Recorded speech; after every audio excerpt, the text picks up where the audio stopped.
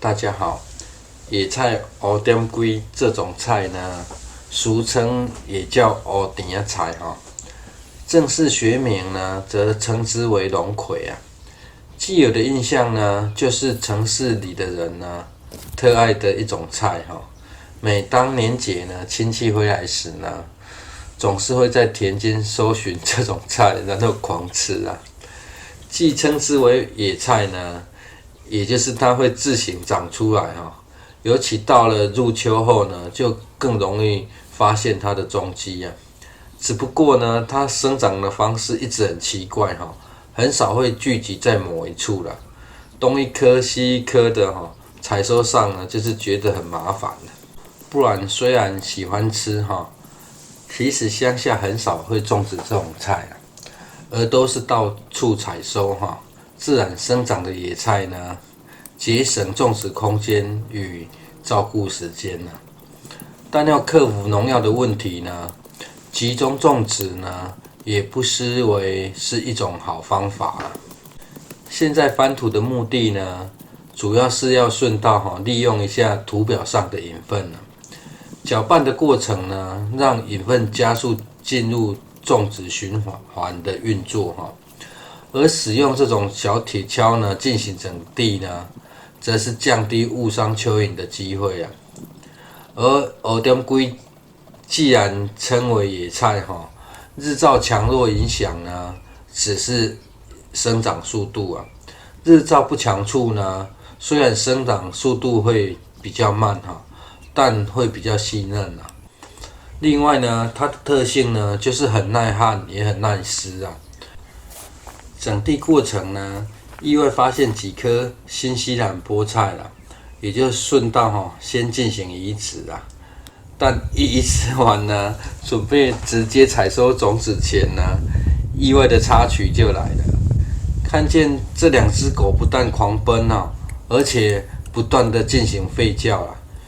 尤其是 Goffy 进入了杀无赦的疯狂阶段硬是要给这只不知怎么跳出来的鸡呢一点教训啊。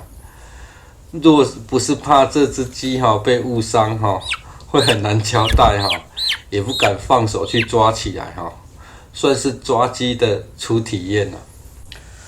过程是真的鸡飞狗跳现在是给双方做个机会教育吓这只鸡呢，看它还敢不敢跳出来也训练一下狗看能否友善一点不过 Goffy 的野性呢，若不是刚才被大吼过应该也不会躲那么远他那股难以驯化的野性个人是完全没辙当初也不知在墙外追什么不知情的人呢，该不会以为他在捕鱼吧？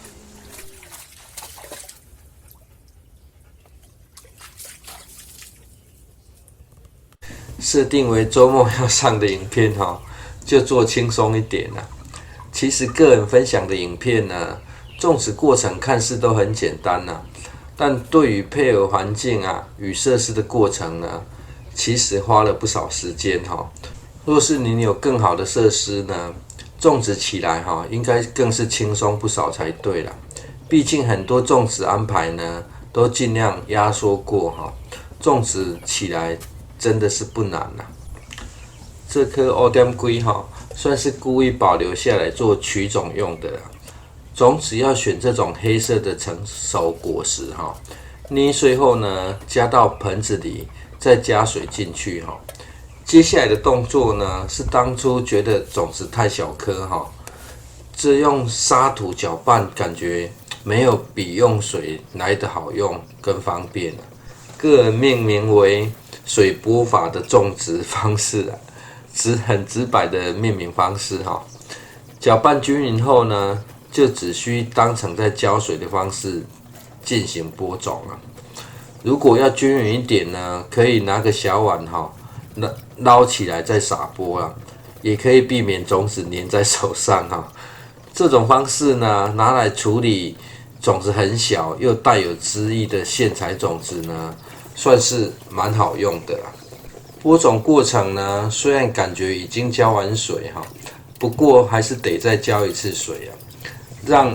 土壤的湿度呢再湿一点哈。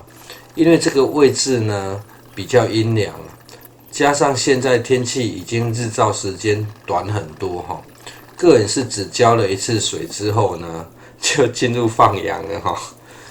如果你种植的位置呢日照偏高，建议前3天呢要保持土壤的湿度啦，萌芽的速度呢与效果就会好一些哈。20天之后呢，一开始顺道移植的新西兰菠菜哈，已经长大不少了。不过呢，从不让人失望的杂草呢，完全压抑了龙葵的生长哈。杂草完全挡住了日照哈，使得龙葵呢必须仰望着头呢寻找日照啦。所以呢，虽然这还很小颗哈，但是它的茎呢变得特别细长了。这很多作物呢都常会出现这种现象哈，算是植物的生存之道啊。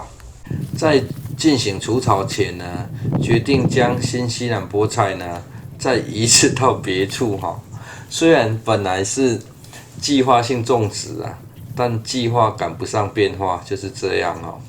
反正移植前浇湿一点，带土移植呢，几乎很难会失败了。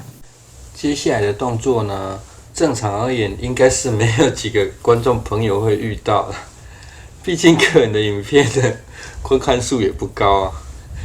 其实呢，这通常会发生在初次使用的种植区啊。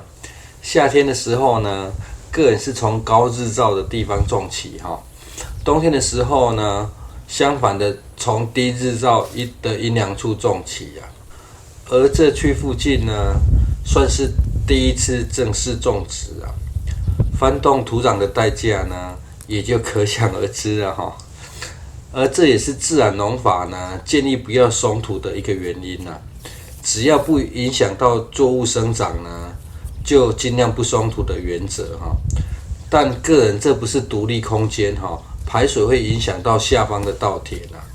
反复除草呢，觉得应该是可以慢慢降低杂草生长的数量与速度啊。反正这些杂草另有用处与安排哈。如果你的种植区呢很容易长草，可以想出杂草的额外用途呢，除草就不会觉得是那么无聊的事了。于是不只是开始除草，顺道也进行移植啊。这要快速调整好的方式呢，可以把龙葵幼苗比较稀疏的位置呢，跟草一起拔起哈。密度较高的位置呢，再进行移植与疏苗会比较快速啦。龙葵既称之为野菜哈，生命力自然很旺盛啊。就算没有带土移植呢，也不是问题啊。但因为在杂草狭缝里生存哈，茎部过于细长的困扰呢，也只会在移植初期哈东倒西歪啊。给它几天休养呢，就可以恢复正常生长了。12天后呢，龙葵的细长茎部呢已经开始长出哈。由于龙葵可以长到很大颗啦，因此这样的密度就已经很足够了哈。最后献上龙葵被个人拿来使用的额外用途啦。野生的龙葵叶片大小呢，可以辅助判断该处土壤的肥沃程度啦，可充当天然的土壤肥力指示剂啦。谢谢收看。